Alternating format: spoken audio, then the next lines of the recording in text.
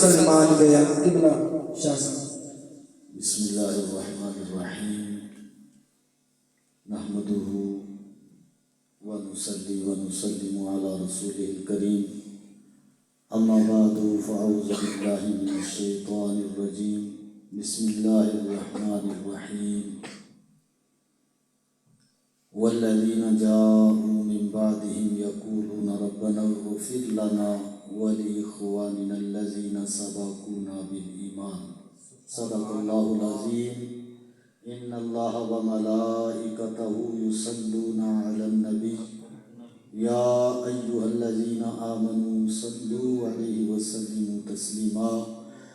برکت کے لیے ایک مرتبہ بآواز بلند درود پاک پڑھیے۔ صلاۃ والسلام علیک یا سیدی یا رسول اللہ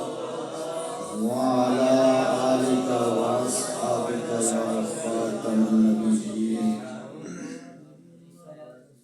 بڑی دیر سے آپ نے اس پروگرام کو،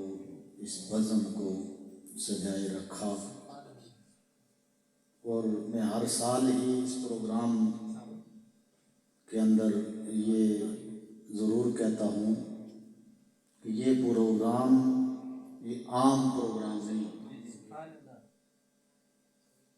یہ ایسے ہی ہے جیسے اللہ کے رسول کا جب پہلے میلاد کی بزم ہوئی تو وہ عام نہ تھی، وہاں سارے انبیاء تھے، اور یہاں جو پروگرام ہوتا ہے الحمدللہ میں آسان لفظوں میں کہتا ہوں کہ یہ اللہ کے رسول کے ثنا خوانوں کا گلدستہ، جس کے اندر نعتیں آپ نے پیش کی، سنی، اللہ کے محبوب کا میلاد پڑھا، کیونکہ پروگرام کے دو رخ ہیں، ایک کا تعلق پیدائش سے ہے اور ایک دوسرا رخ جس کا تعلق وفات سے ہے۔ لمبی چوڑی بات نہیں، مجھے پہلے بھی بتایا گیا تھا کہ 11 بجے انشاءاللہ پروگرام مکمل کیا جائے گا، دعا ہوگی، اسی کے اندر میں اپنی حاضری دوں گا۔ اللہ تعالیٰ ہم سب کا مل بیٹھنا اپنی بارگاہ میں قبول فرمائے۔ کلام پاک کی آیہ مقدسہ کا حصہ میں نے تلاوت کیا، دعائیہ کلمات، اور اس کے اندر بھی میری اور آپ کی تعریف ہے۔ قرآن پاک کی آیت کے اندر ہماری تعریف کی گئی، والذین جاءوا من بعدہم، اور وہ لوگ جو مرنے والوں کے بعد آئیں گے، ربنا اغفر لنا، یقولون، وہ کہیں گے ربنا اغفر لنا، اے ہمارے رب ہماری بخشش فرما،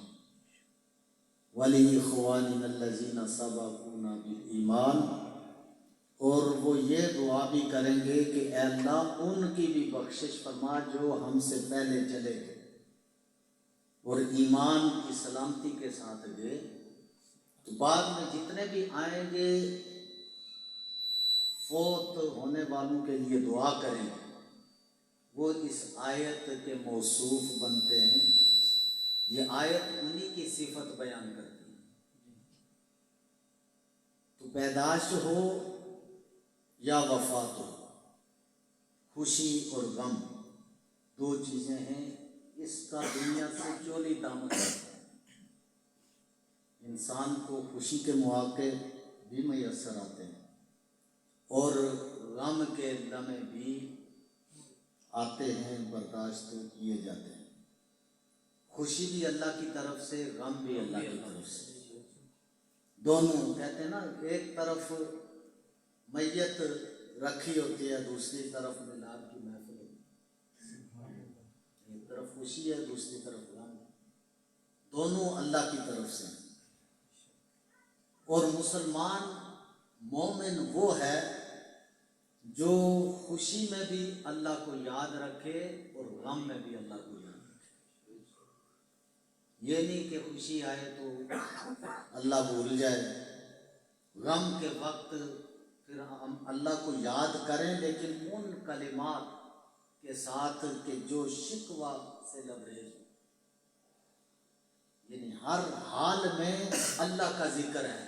خوشی ہو تب بھی اللہ کی یاد، غم ہو تو تب بھی اللہ کی یاد۔ مرنا تو ہر ایک نے ہے،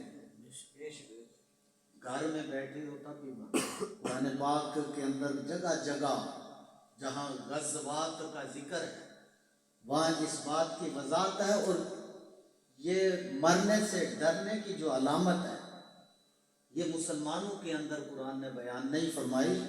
یا تو یہ منافق کے اندر پائی جاتی ہے یا مشرک کے اندر یا کافر کے اندر۔ مسلمان دونوں چیزوں کو گلے لگاتا ہے۔ اللہ تعالیٰ کسی کو پیدا کرتا ہے، خوشی دیتا ہے، وہ آج آپ اس خوشی میں بھی شامل ہیں۔ اور پھر حسن اور جملہ برادران کے دادا جان کا مثال ثواب کا سالانہ ختم پاک بھی ہے، وہ ایک طرف غم ہے لیکن ہم اس میں بھی ذکر خدائی کرتے ہیں۔ پیدائش میں بھی اللہ اور اللہ کے رسول کا ذکر ہو رہا ہے، اور وفات میں بھی اللہ اور اس کے رسول کا ذکر ہو رہا ہے کہ ان دو ہستیوں کو چھوڑ کر کوئی تیسرا راستہ نہیں۔ اللہ کے محبوب علیہ الصلوۃ والسلام نے تو واضح ارشاد فرمایا میری امت مرحومہ ہے۔ تو صحابہ نے عرض کی یا رسول اللہ مرحومہ کا مفہوم سمجھ نہیں آیا، آپ نظر رحمت فرمائیں، ہمیں سمجھا دیں۔ تو اللہ کے رسول نے فرمایا کہ میرے غلاموں اس کا مطلب یہ ہے کہ میرے امتی جب قبروں میں جائیں گے تو گناہوں کی گٹھڑیاں لے کر جائیں گے، اور جب حشر میں اٹھائے جائیں گے تو بالکل پاک اور صاف۔ صحابہ نے عرض کی یا رسول اللہ بات تو پھر بھی سمجھ میں نہیں ہے، گناہوں کی گٹھڑیوں سمیت دفن ہو گئے، اٹھیں گے تو طاہر پاک صاف ہو کر اٹھیں گے۔ نظر رحمت فرمائیے، یہ مسئلہ بھی سمجھا دیجئے۔ اللہ کے رسول نے فرمایا میرے غلاموں ایسے ہوگا، کیسے ہوگا؟ اس کی دو صورتیں اللہ کے رسول نے فرمائی کہ مرنے والا نیک ہوگا تو نیکیاں اس کے گناہوں کو مٹا دے، وہ تو ہے جس نے نیکی کمائی، دنیا کے اندر رہتے ہوئے نیک اعمال کیے، دنیا کو چھوڑ گیا،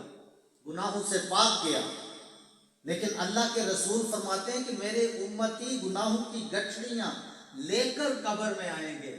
لیکن قبر سے جب اٹھیں گے پاک اور صاف۔ اللہ کے رسول نے فرمایا کہ ہاں ایسے ہوگا۔ کیسے ہوگا؟ کہ وہ مرنے والا گناہگار گیا تھا، لیکن جن لوگوں کو وہ اپنے پیچھے چھوڑ گیا، پیچھے رہنے والوں میں اولاد بھی ہے، رشتہ دار بھی ہیں، دوست و احباب بھی ہیں، یہ سب پیچھے چھوڑے جانے والے۔ اللہ کے رسول فرماتے ہیں کہ وہ جو پیچھے چھوڑ کے گیا ہوگا وہ بڑے نیک ہوں گے، اولاد ہے وہ نیک ہوگی، رشتہ دار ہیں، دوست احباب ہیں وہ نیک ہوں گے۔ جب یہ گناہوں کے سمیت مدفون ہوگا تو وہ ہاتھ اٹھا کر اللہ کی بارگاہ میں دعا کریں گے یا اللہ اس جانے والے کی بخشش فرما۔ جب میرا بندہ یہ دعا کرے گا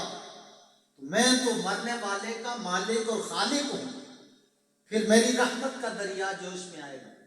اور ایسا جوش میں آئے گا کہ میں اپنے فضل سے اس دعا کے اندر اضافہ کرتا رہوں گا، حشر تک اس کو بڑھاتا رہوں گا۔ جب وہ گناہگار قبر سے اٹھے گا تو پہاڑ برابر یہ ثواب اسے پیش کیا جائے گا۔ کتنا زیادہ ثواب ہوگا،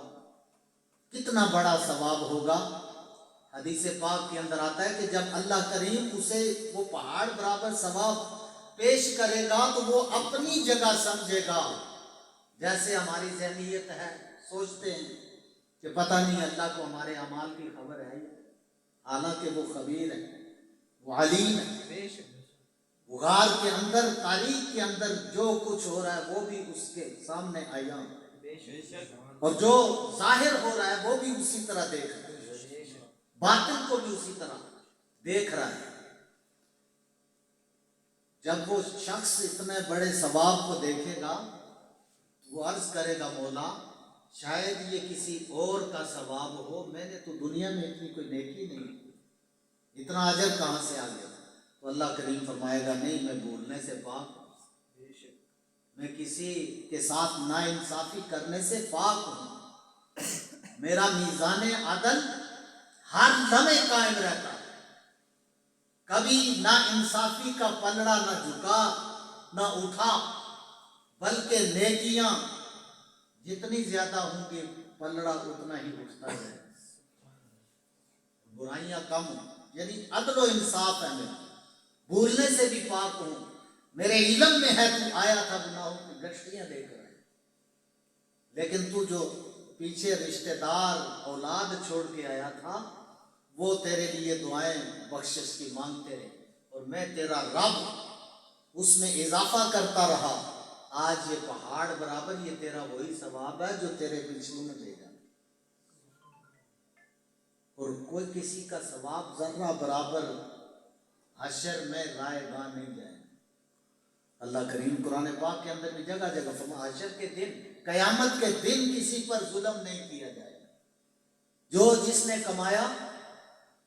وہ پورا پورا بدلہ اسے دیا جائے گا، جو کسی نے بھیجا حشر میں وہ بھی اللہ کی ذات اسے پورا پورا عطا فرمائے۔ یہ مثال ہے، اگر ہم دعائیں مانگتے رہیں، بخشش کے سامان کرتے رہیں تو میت کس سے راضی رہتے، میت کی گھر سے انسیت پیدا ہوتی ہے، اور وہ میت اتنی مسرور ہوتی ہے کہ حدیث پاک کے اندر آتا ہے کہ دنیا و ما فیہا کی نعمتیں اگر اس کی قبر میں انڈیل دی جائیں وہ اتنی خوشی کا اظہار نہیں کرے گا جتنا کہ یہ ثواب حاصل کر کے اسے خوش ہو۔ اللہ کے رسول علیہ الصلوۃ والسلام نے فرمایا، صحابہ نے بھی سوال کیا، جب ماں باپ کے فضائل اللہ کے رسول بیان فرماتے کہ والدین سے اس نے سلوک کرو، صحابہ اکرام شب و روز والدین سے حسن سلوک کرتے ہیں، لیکن سوال پیدا ہوا صحابہ کے ذہن میں، عقل میں یہ بات آئی کہ یہ تو زندگی کا معاملہ ہے، یہاں والدین بڑھاپے میں ہوں، ہم ان کی ضروریات پوری کریں، ان کی خدمت کریں، ان کے پاؤں دبائیں، جسم دبا کر حسن سلوک ان کے ساتھ نیکیاں کریں، اور جو بھی وہ کام کے ہیں شریعت کے مطابق ہے تو ان کے سامنے اف تک نہ کہیں، بلکہ دن ہو یا رات ان کے لیے ان کی وفاداری، ان کی محبت اور ان کی خدمت کے لیے اولاد کمر بستہ رہے۔ یہ تو دنیا کی بات ہے، اللہ کے رسول ہم یہ پوچھتے ہیں کہ جب والدین کا انتقال ہو جائے تو پھر حسن سلوک کا طریقہ کیا ہوگا؟ اب وہ ہمارے سامنے نہیں کہ ہم ان کے پاؤں دبائیں گے، کھانے پینے کی ضرورت نہیں کہ ہم یہ چیزیں مہیا کریں، لباس کی ضرورت نہیں رہی کہ ہم انہیں لباس پہنچائیں، تو پھر بعد الموت ہم کیا کر کے حسن سلوک کر سکتے ہیں؟ اللہ کے رسول نے فرمایا پھر ان کے لیے دعائے بخشش کیا، رب ارحمہما کما ربیانی صغیرا، اس طرح دعا کرو کہ اللہ ہمارے والدین پر رحم فرما، جس طرح کے بچپنے کے عالم میں انہوں نے مجھ پر رحم کیا، اور انہوں نے کیسے رحم کیا؟ ایک صحابی رسول اپنی ضعیف والدہ کو کندھے پہ اٹھا کر بیت اللہ شریف کے ساتھ چکر لگا کے طواف کر رہا ہے، اللہ کے رسول کی بارگاہ میں حاضر ہو گیا، یا رسول اللہ آج میں نے ضعیفہ اپنی ماں کو کندھوں پہ بٹھا کر بیت اللہ شریف کا طواف کروایا، 7 چکر لگائے، کیا میں نے اس کا حق ادا کر دیا؟ اللہ کے رسول مسکرائے کہ میرے غلام، بیت اللہ کے طواف کروا کے تو والدہ کا حق پوچھنے آیا کہ میں نے پورا کر دیا، تو میں تجھے بتاؤں۔ اللہ کے رسول نے فرمایا کہ سردی کی لمبی رات تھی اور تیرا بچپنا تھا، تو بچہ تھا، نہ سمجھ نادان تھا، بستر ایک تھا، آج کا دور نہیں تھا، تو نے وہاں پیشاب کر دیا، ٹھنڈی رات والدہ اٹھی، تجھے اٹھا کر خشک جگہ رکھ دیا، خود وہاں سو گئی، تو اس لمحے کا احسان اور حق نہیں چکا سکا، تو سمجھتا ہے کہ والدہ کے سارے حقوق میں نے پورے کر دیے۔ کچھ لوگ اس کائنات کے اندر ایسے جو ہم اگر شب و روز لگے بھی رہیں ان کے حقوق پورے نہیں ہو سکتے۔ ان نفوس قدسیہ میں سے والدین بھی ہیں، ہم کچھ بھی کر دیں، دن رات کھڑے ہو جائیں، ہم کیا کرتے ہیں والدین؟ یہ تو کوئی خوش قسمت ہے کہ ان کے مرنے کے بعد ان کے ایصال ثواب کے لیے ہاتھ اٹھا کر دعا مانگے، غربا کو کھانے تقسیم کر دے، صدقات خیرات کر دے، ان کو ثواب پہنچانے کے لیے 2 گانا نفل پڑھ کے ان کے لیے دعا مانگے، انہیں ثواب پہنچانے کے لیے نفلی حج کر لے، نفلی عمرہ کر لے۔ یہ خال خال ہے آج دنیا کے اندر۔ اگر ہم ساری زندگی بھی یہ اعمال کرتے رہیں تو پھر بھی والدین کے حقوق ہم پورے نہیں کر سکتے،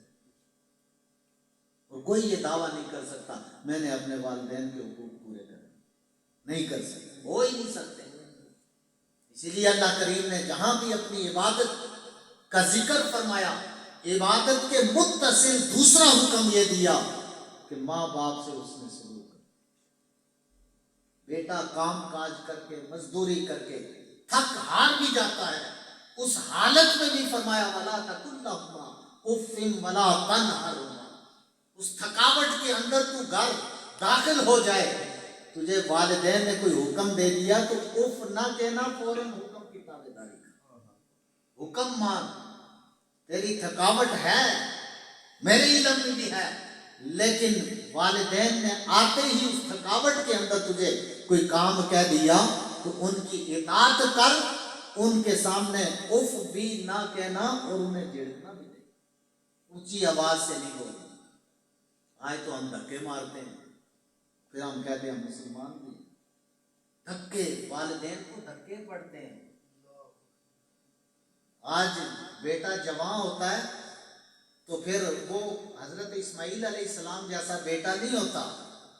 کہ جب جوانی کا عالم تھا تو باپ نے کہا کہ اب تجھے ذبح کرنا ہے، وہ سر تسلیم خم ہو، جیسے آپ کو حکم، آپ کا شہزادہ ہوں، آپ کا بیٹا ہوں، آپ چاہیں تو مجھے زندہ چھوڑیں، چاہیں تو میری گردن پر چھری چلا دیں۔ اس فرم برداری کے اللہ نے جزا یہ عطا فرمائی کہ قرآن کے اندر آیات بنا کر آپ کی شان بیان فرمائی، اور ان کی رضا کا ذکر اللہ نے قرآن پاک کے اندر۔ اس واسطے مسلمان پیدا ہو تب بھی اللہ کا ذکر، اور مسلمان فوت ہو جائے تب بھی اللہ کا ذکر کسی حال میں نہ چھوڑے۔ شیخ سعدی رحمۃ اللہ تعالیٰ علیہ فرماتے ہیں کہ ساری زندگی ہم اللہ کے کسی صفاتی نام کا ذکر کرتے رہیں، اس صفت تک بھی ہم نہیں پہنچ سکتے، لیکن فیصلہ جو آپ نے فرمایا وہ یہ کہ امید کی کرن آپ نے اس فیصلے کے اندر رکھ دی۔ فرمایا کہ ناداں انسان اگر اس کی ایک صفت تک تو نہیں پہنچ سکتا تو ہاتھ باندھ کر خاموش نہ رہ، جتنی تجھے توفیق ہے اتنا کرتا جا، اضافہ وہی فرمائے گا جو تیرا خالق ہے۔ اس واسطے آج مثال ثواب بھی ہے اور تاریخ پیدائش، اور دونوں ایک طرف خوشی ہے تو یہ بھی اللہ کی طرف سے، دوسری طرف اگر غم ہے تو یہ بھی اللہ کی طرف سے۔ خوشی اور غمی مشہور مقولہ ہے دنیا کے اندر، خوشی اور غمی دونوں بہن اور بھائی ہیں، ساتھ میت ہوتی ہے، ایک طرف خوشی کا شادی ہو رہی ہے، ایک گھر میں میت پڑی ہے تو دوسری میں بچے کی ولادت کی خوشی منائی جا رہی ہے۔ یہ ایک دوسرے سے جدا نہیں، لیکن حقیقی خوشی پیدائش کی ہو یا وفات کی اللہ کے ذکر سے ہی سجائی جاتی ہے۔ اللہ تعالی ہم سب کی حاضری کو اور جتنے ثنا خانوں نے یہاں نعتیں پڑھی، اللہ تعالیٰ ان کے سوز و انداز کے اندر مزید برکتیں عطا فرمائے۔ وآخر دعوانا